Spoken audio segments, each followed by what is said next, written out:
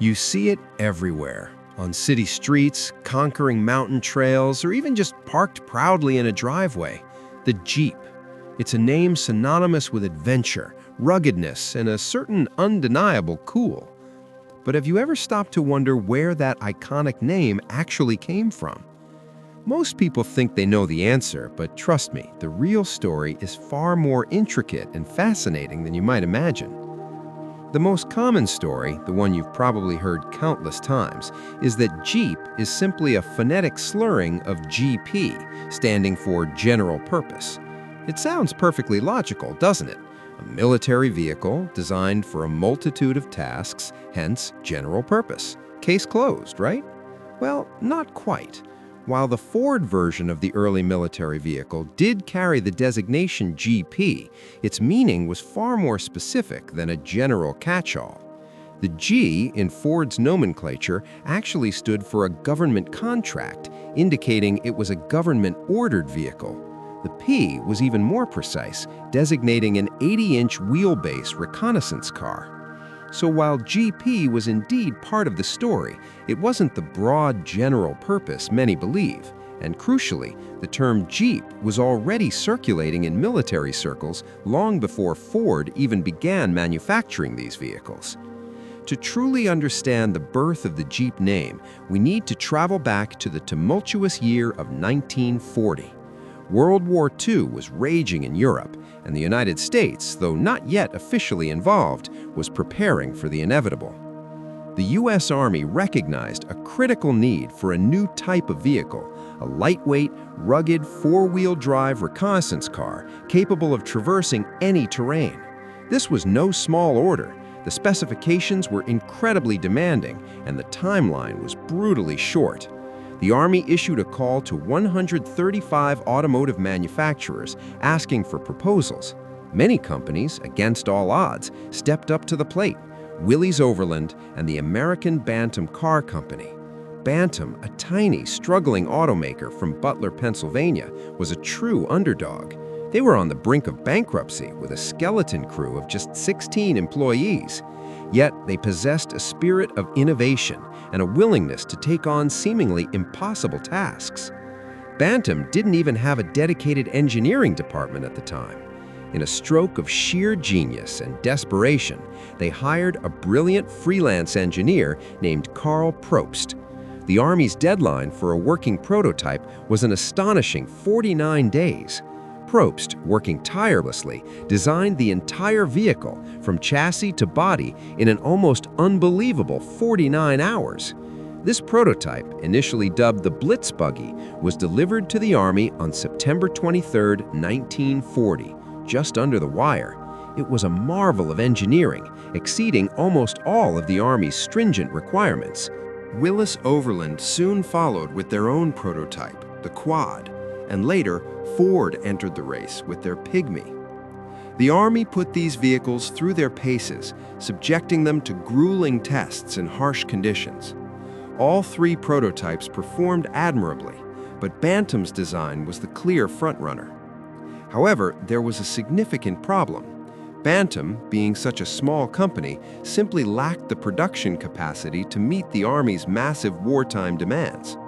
In a controversial move, the Army made the decision to share Bantam's blueprints and design elements with the larger manufacturers, Willys and Ford, to ensure mass production could begin swiftly. This decision, while pragmatic for the war effort, was a bitter pill for the American Bantam Car Company, which had poured its heart and soul into the original design. Now, let's circle back to the name. While these vehicles were being developed and tested, soldiers were already trying to make sense of these strange new machines. The term Jeep wasn't the only nickname floating around. Some armored force soldiers, perhaps due to the vehicle's small size, initially referred to them as peeps. The term Jeep itself had a longer, more informal history within military slang. Before the war, it was often used to describe any new, untested recruit or a new, unfamiliar piece of equipment, something a bit quirky or revolutionary. So the word was already in the military lexicon, a placeholder for the unknown and the innovative. But there's another, more whimsical and perhaps even more influential origin story: Eugene the Jeep. In 1936, just a few years before the war, the popular Popeye comic strip introduced a new character. Eugene the Jeep was a magical, small, yellow creature from Africa who could vanish, travel between dimensions, and solve almost any problem. He was incredibly resourceful, could go anywhere, and possessed an almost supernatural ability to navigate difficult situations. When soldiers first encountered the prototype military vehicle, a small, nimble machine that seemed to defy all obstacles and traverse impossible terrain, they were so impressed by its go-anywhere ability that they began to affectionately nickname it Jeep, just like the cartoon character. It was a perfect fit for a vehicle that seemed to possess magical capabilities. The stage was set with these various threads of nomenclature, but the name needed a grand public debut to truly solidify its place in history. That moment arrived in February 1941 in the heart of Washington, D.C. A test driver for Willis Overland, a charismatic man named Irving "Red" Houseman, was tasked with demonstrating the incredible capabilities of these incredible new machines. In a daring and unforgettable publicity stunt, Houseman drove one of these incredible new machines right up the steps of the U.S. Capitol building. It was an audacious display of the vehicle's power and agility.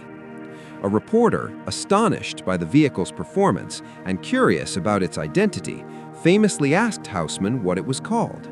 Without missing a beat, Houseman, perhaps drawing on the popular military slang or the cartoon character, replied, "It's a Jeep."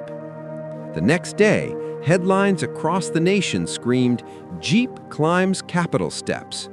And just like that, through a combination of military slang, a beloved cartoon character, and a dramatic public demonstration, the name was cemented in the public consciousness forever. So, the next time you see a Jeep, remember its name isn't just a simple acronym or a straightforward designation. It's a rich tapestry woven from the desperate needs of wartime, the ingenuity of a small, struggling car company, the magic of a cartoon character, the informal language of soldiers, and a bold publicity stunt that captured the imagination of a nation. It was a perfect storm of circumstances that gave birth to one of the most enduring, iconic, and beloved vehicle names in history: the Jeep. A vehicle that truly earned its name through a journey as rugged and adventurous as the trails it was built to conquer.